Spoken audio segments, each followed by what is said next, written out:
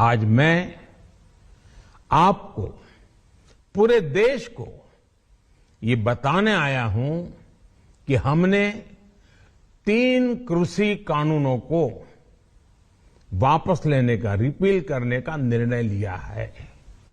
पहले भूमि अधिग्रहण, अब कृषि कानून। किसानों के आगे झुकी मोदी सरकार।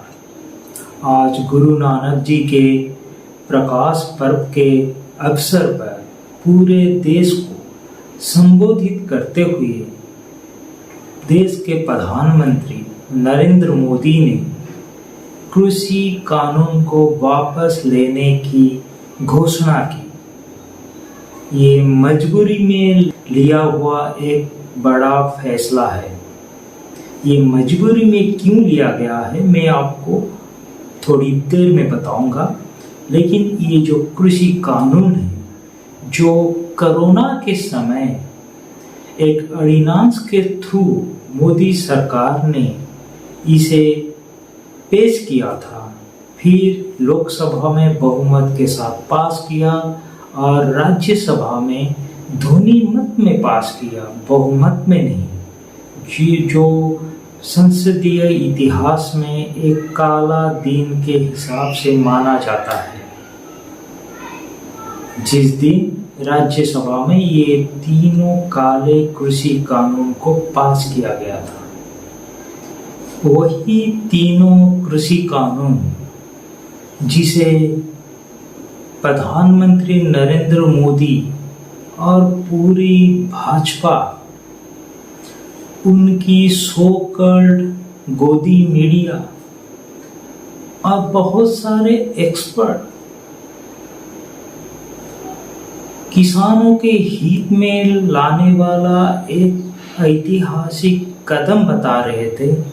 ऐसा क्या हुआ कि 1 साल आंदोलन होने के बाद मोदी सरकार को एकाएक ये तीनों कृषि कानून को वापस लेने की घोषणा करनी पड़ी? क्योंकि आपको याद होगा, जब ये तीनों कृषि कानून संसद से पास हुए, उस समय इसके खिलाफ किसानों ने आंदोलन शुरू किया था। तब यही भाजपा वाले और यही गोदी मीडिया वाले किसानों को कभी पाकिस्तानी, कभी खलिस्तानी, कभी चीन के एजेंट, ऐसे ऐसे बहुत सारे नामों से नवाजा था।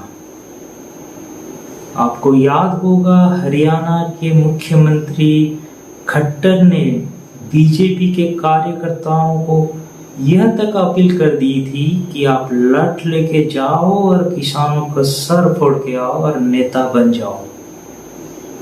और आपको ये भी याद होगा कि नरेंद्र मोदी ने किसानों को आंदोलन जीवी तक कह दिया था। जब आप आंदोलन कर रहे किसानों के खिलाफ ऐसे भाषाओं का इस्तेमाल करते हो और 1 साल तक आप इसे जस्टिफाई करते हो कि ये बिल किसानों के हित में है, जो ये उनके हित में नहीं था, वो अपने पूंजीपति दोस्तों के हित में लाया गया एक बिल था, जबरदस्ती किसानों के ऊपर थोपा गया था। तो ये बिल को सडनली आप इसे वापस लेते हो, तो इसका कारण क्या है?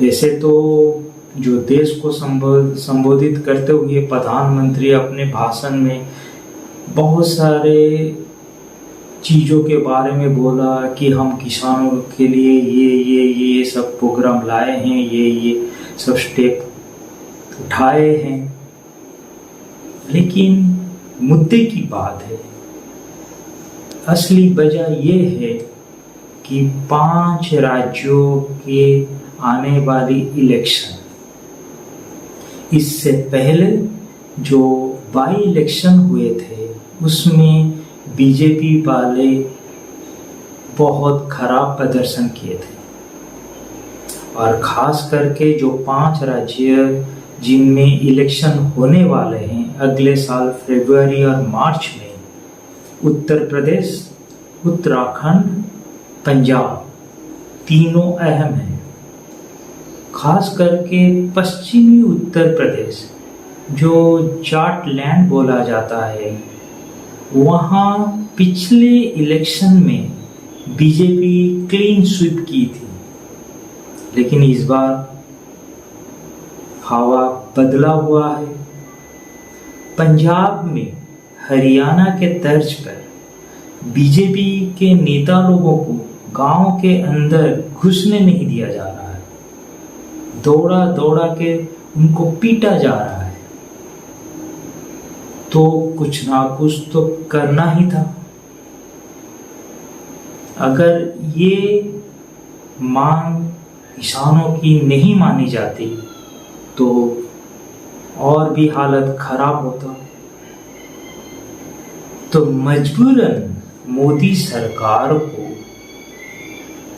जिस बिल को वो किसानों के कल्याण के लिए बता रहे थे, एक ऐतिहासिक कदम बता रहे थे, मजबूरन उनको ये तीनों काले कृषि कानून को वापस लेना पड़ा, और कोई चारा नहीं था। नहीं तो उत्तर प्रदेश उनके हाथ से जाने वाला था। फिर भी इलेक्शन अभी दूर है, लेकिन अभी से उसका असर देखना शुरू हो गया था। पंजाब की बात तो ना करे तो अच्छा है, वहाँ बीजेपी का तो कोई अस्तित्व है ही नहीं। लेकिन मन में एक सवाल आता है, आपको अगर ये सब करना ही था तो आप ये काले कानून लेके आ क्यों रहे थे? ठीक है, 1 साल तक आप किसानों को दिल्ली के बड़े पर बिठा के आंदोलन क्यों करवा रहे थे? जहां 700 के ऊपर किसानों की शहादत हो गई, उसकी जवाबदेही किसकी होगी? उनकी क्या कसूर थी कि वो अपनी जान उनको देना पड़ा? तो देश तो जानना चाहेगा ही। मोदी जी, आपके पास इसका जवाब होगा। जो लोग कल तक किसानों को खालिस्तानी, पाकिस्तानी, चीन के एजेंट, आंदोलनजीवी, मवाली, क्या क्या सब बोल रहे थे, आज एकाएक बोलने लगेंगे कि हम किसानों के हित में तीनों कृषि कानून को वापस ले रहे हैं। मतलब 1 साल तक आप देश को झूठ बोल रहे थे, आप किसानों के समय बर्बाद किए। संबोधन में मोदी जी बोल रहे हैं कि मुझे दुख है कि मैंने किसानों को समझा नहीं पाया, और मैं अभी हाथ जोड़ के निवेदन करता हूं कि वो लोग अपना आंदोलन खत्म करें और घर वापस जाएं। तो 1 साल तक आप क्या कर रहे थे? 2021 जनवरी 22 तारीख को अंतिम बैठक हुई थी सरकार के साथ किसानों की।